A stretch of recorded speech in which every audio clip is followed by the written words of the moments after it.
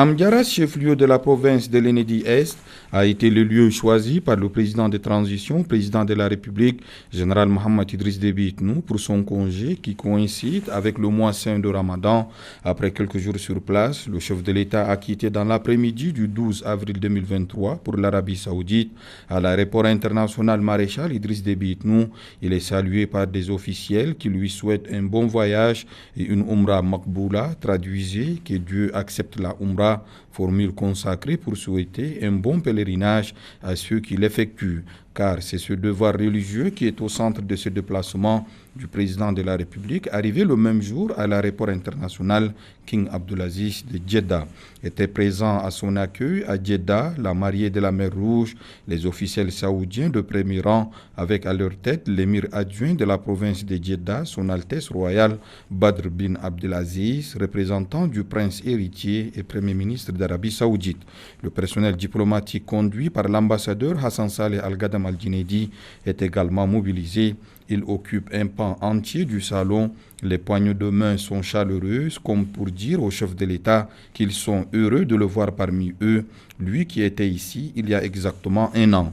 Le président de la République revient sur ses pas à la faveur de la dernière décade du mois saint de Ramadan, une période où le pèlerinage est très encouragé par le prophète de l'islam. Un nombre incalculable de fidèles musulmans venus des quatre coins du monde s'est retrouvé dans un même endroit, motivés par un seul et unique but, célébrer l'unicité de Dieu. C'est fort de cette évidence que le chef de l'État, quelques heures après son installation, se met en état de sacralisation qui est l'intention de débuter les rites. Cela est symbolisé par l'habit d'Ihram revêtu par le chef de l'État et la délégation qui l'accompagne. C'est dans cette posture qu'il fait son entrée dans la mosquée sacrée, place aussitôt aux rondes autour de la Kaaba, appelée Tawaf. Après ce tour et les deux unités de prière devant la station d'Ibrahim, le chef de l'État s'évertue à parcourir les monts Safa et Marwa. L'exercice est ponctué par le parcours des distances marquées par des lumières vertes se trouvant entre les deux monts sacrés. Ces sites précis et tous les autres de la Umrah sont le lieu où les prières sont adressées au Très-Haut. Le chef de l'État, en homme averti, dirigeant soucieux et fidèle, a certainement confié à Allah la destinée de son pays et ses compatriotes tout en l'implorant de guider ses décisions et ses pas.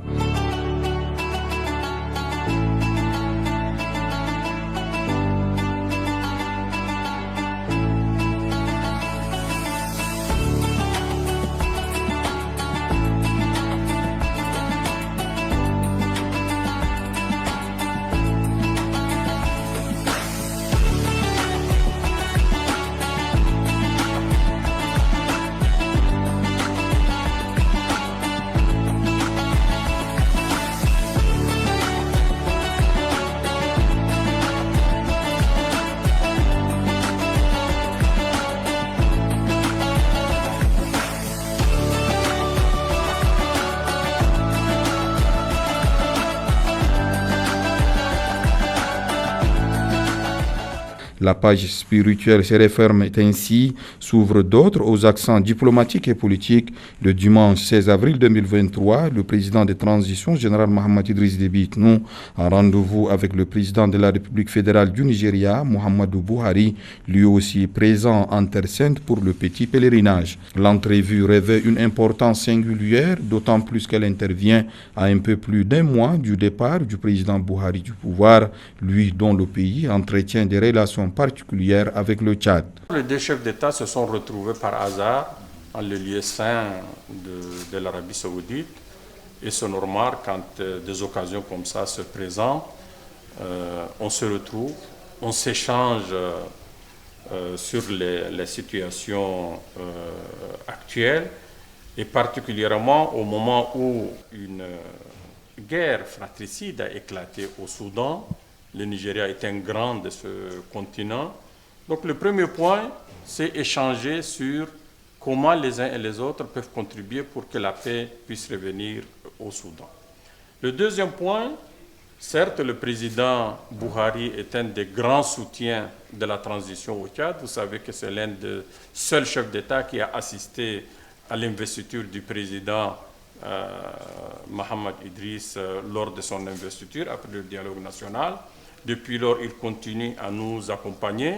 Il vient d'avoir des élections au Nigeria. Le deuxième mandat du président se termine à la fin de ce mois. Il va passer le service le 29 mai.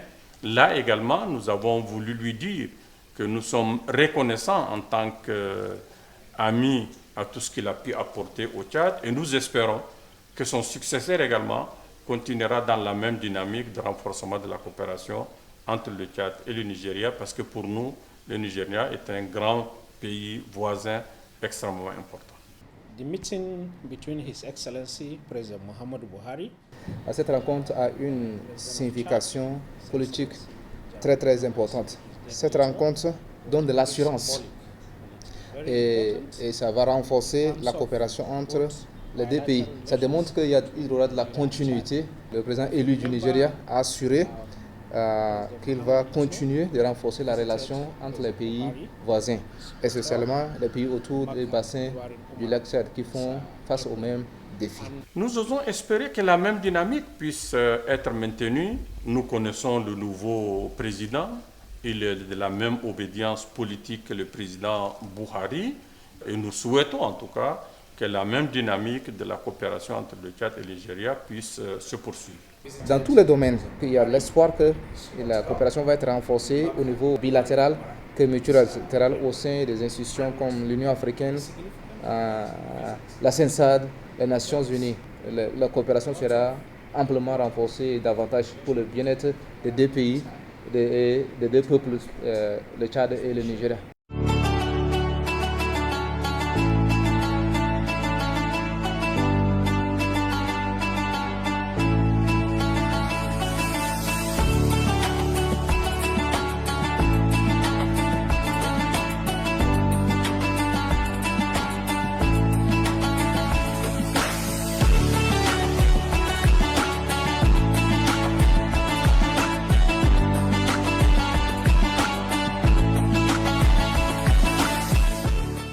Au rang des grands amis du Tchad figure également l'Arabie Saoudite. Le chef de l'État général Mohammed Idriss Déby Itnou, après la Mecque où il a accompli le petit pèlerinage, a été reçu à Jeddah par la deuxième personnalité du royaume, le prince héritier et premier ministre d'Arabie Saoudite, Mohammed Ben Salman Abdelaziz Al Saoud. Couronnement des longs travaux en matière de renforcement des relations, cette audience a permis de traiter de nombreuses questions de plus haute importance pour la coopération tchado-saoudienne. Cette rencontre fait suite à une rencontre qui a eu lieu l'année dernière, au cours de laquelle une évaluation de notre coopération a été faite. Un certain nombre de directives ont été données aux différents collaborateurs de deux chefs d'État. Un comité de suivi de la coopération a été mis en place depuis lors.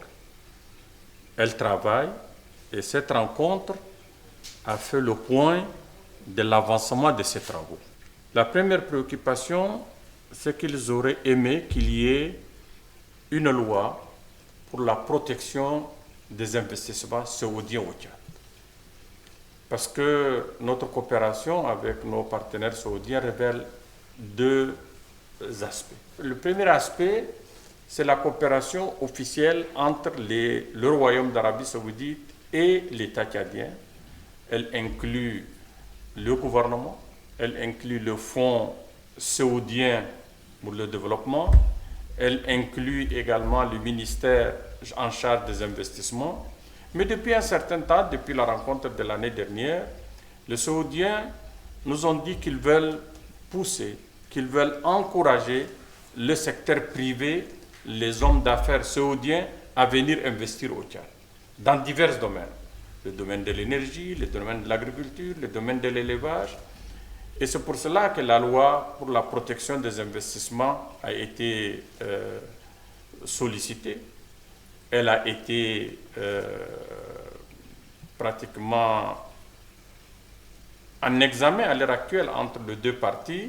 La partie tchadienne a fait ses observations, la partie saoudienne est en train de faire ses observations.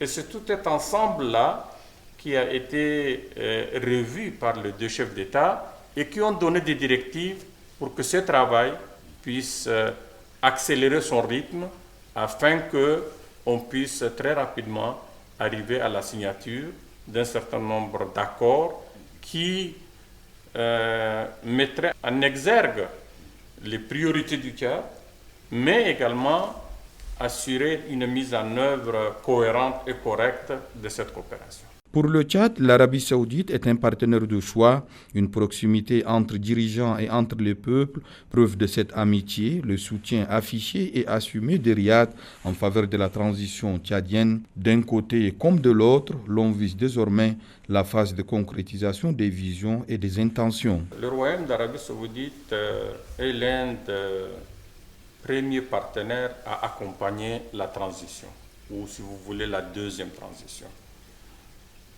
C'est un engagement qu'ils ont pris et tout ce que nous sommes en train de faire, c'est la mise en œuvre des différents points que nous avons convenus ensemble entre nous et nos partenaires saoudiens. Et jusqu'à là, nous estimons que le travail avance bien et que très bientôt, nous allons arriver à une phase de concrétisation. Tout ça là, pour essayer vraiment de donner un contenu réel et que je peux dire de concret à notre coopération. De ce point de vue, on peut vraiment se féliciter de la nature de cette coopération. L'une des priorités de l'heure pour les deux pays est le Soudan. Le prince héritier et le président de la République ont analysé la crise que connaît ce pays, avec lequel le Tchad et l'Arabie saoudite partagent des liens forts, les voies et moyens d'amener les frères soudanais à arrêter la guerre et remettre le Soudan sur la voie de la démocratie ont été longuement discutés par les deux dirigeants. Le Tchad et le Royaume d'Arabie saoudite sont deux voisins du Soudan. Vous savez qu'il n'y a que la mer Rouge qui sépare l'Arabie saoudite du Soudan. Et vous savez que le Tchad a une longue frontière avec le Soudan. Deuxièmement, pour un pays comme le Tchad qui a connu les affres de la guerre, nous estimons qu'on n'a pas à souhaiter une guerre pour un de nos voisins et un voisin aussi fondamental que le Soudan. Donc nous nous sommes échangés et nous avons essayé de dire comment nous et les Saoudiens, on peut contribuer pour arriver à encourager les frères soudanais à arriver à un cessez-le-feu, parce que la stabilité du Soudan est importante pour le Tchad comme elle l'est également pour le Royaume d'Arabie saoudite. Et depuis lors, nous continuons nos contacts avec nos partenaires saoudiens. Nous également nous sommes en contact avec nos frères soudanais pour les encourager à arrêter les combats et s'asseoir autour d'une table pour arriver à un compromis intelligent pour la paix, pour la stabilité au Soudan. L'Arabie saoudite est également une terre d'accueil pour des milliers de Tchadiens et dont la situation administrative n'est pas correcte pour la plus grande partie. Préoccupé par ce que traversent ses compatriotes, le chef de l'État général Mohamed Idriss Déby Itnou a posé le sujet sur la table en vue d'obtenir des facilités pour permettre à certains de régulariser leur situation vis-à-vis de la loi saoudienne et aux autres de pouvoir rentrer au pays. Ça, c'est effectivement une situation très préoccupante pour le Tchad, pour le gouvernement tchadien. Vous savez que beaucoup de nos compatriotes vivent en Arabie saoudite dans une situation irrégulière.